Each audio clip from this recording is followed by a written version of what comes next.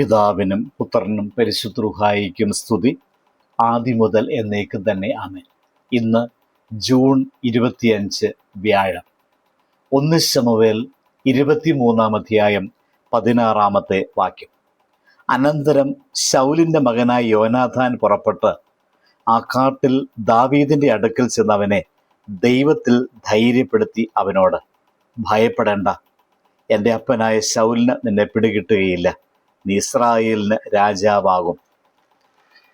ജീവിതത്തിൻ്റെ ചില വഴികൾ വനാന്തരങ്ങളെ പോലെയാണ്.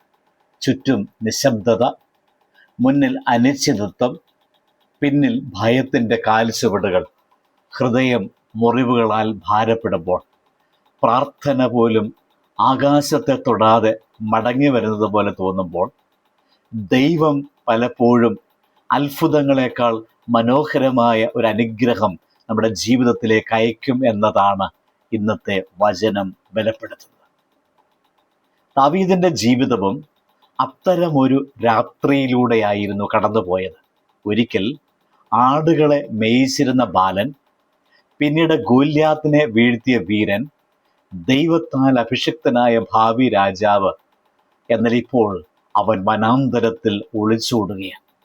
തലയിൽ കിരീടത്തിൻ്റെ വാഗ്ദാനമുണ്ടെങ്കിലും കാലുകൾ മുള്ളുകളിലൂടെയാണ് നടക്കുന്നത്. ദൈവം വിളിച്ചവൻ തന്നെയാണെങ്കിലും മനുഷ്യർ അവനെ വേട്ടയാടുന്നു. അത്തരമൊരു രാത്രിയിൽ ദാവീദിന്റെ ഏകാന്തതയുടെ നിശബ്ദതയെ ഭേദിച്ചുകൊണ്ട് ഒരു സുഹൃത്ത് എത്തുന്നു, യോനാഥാൻ. എത്ര മനോഹരമാണ് ആ കാഴ്ച! ദാവീദിന്റെ ഭയം മാറ്റാൻ യോനാഥാനായില്ല. ശൗലിന്റെ കുന്തം തടയാൻ അവന് കഴിഞ്ഞില്ല. വനാന്തരത്തെ കൊട്ടാരമാക്കാൻ അവന് സാധിച്ചില്ല. എന്നാൽ അവൻ ചെയ്ത ഒരു കാര്യം എല്ലാ അത്ഭുതങ്ങളെക്കാളും വലുതായിരുന്നു. അവനെ ദൈവത്തിൽ ബലപ്പെടുത്തി.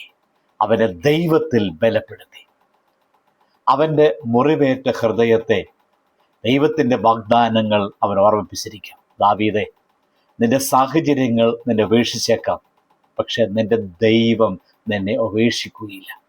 നിന്റെ കണ്ണുകൾക്ക് ഇന്ന് വനാന്തരം മാത്രം കാണാം, എന്നാൽ ദൈവത്തിൻ്റെ കണ്ണുകൾ നാളത്തെ നിന്റെ സിംഹാസനം കാണുന്നു എന്നവൻ പറഞ്ഞിരിക്കാം. നമ്മുടെ ജീവിതത്തിലും ചില യോനാഥാന്മാരുണ്ടാകാം.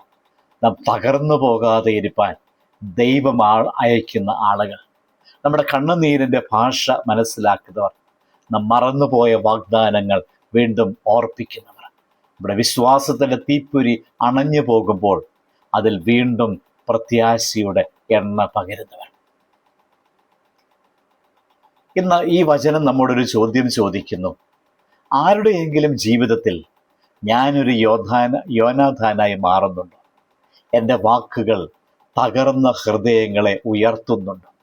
എൻ്റെ പ്രാർത്ഥനകൾ മറ്റുള്ളവരുടെ വിശ്വാസത്തെ ശക്തിപ്പെടുത്തുന്നുണ്ടോ? എൻ്റെ സാന്നിധ്യം ആളുകളെ ദൈവത്തിലേക്ക് അടുപ്പിക്കുന്നുണ്ടോ? ഒരു പ്രോത്സാഹന വാക്ക്, ഒരു സ്നേഹപൂർവമായ സന്ദേശം, ഒരു കരുതലിൻ്റെ സ്പർശം, ഇവയൊക്കെ ചിലപ്പോൾ ഒരു തകർന്ന ആത്മാവിൻ്റെ രാത്രിയിൽ തെളിയുന്ന നക്ഷത്രങ്ങളാകാം. പ്രിയമുള്ളവരെ, മറ്റൊരാളുടെ ജീവിതത്തിൽ ഒരു യോനാഥാനായി തീരാൻ നമുക്ക് ശ്രമിക്കേണ്ടതായിട്ടുണ്ട്.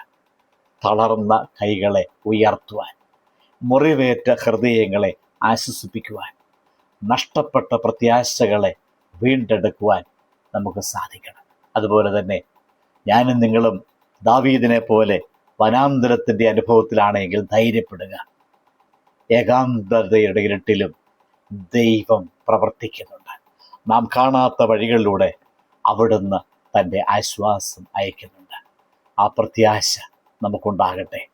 നമ്മുടെ രാത്രി എത്ര കനത്തതായാലും ദൈവത്തിൻ്റെ വാഗ്ദാനങ്ങൾ ഒരിക്കലും അസ്തമിക്കില്ല. പ്രാർത്ഥിക്കാം.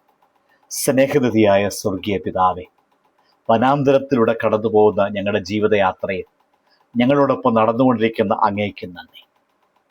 ഞങ്ങൾക്ക് പ്രത്യാശയും ധൈര്യവും അങ്ങയുടെ സാമീപ്യം മൂലം അനുഭവിക്കുവാൻ ഞങ്ങളെ സഹായിക്കണമേ.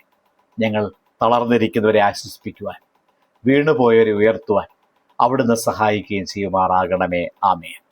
ദൈവം അനുഗ്രഹിക്കട്ടെ.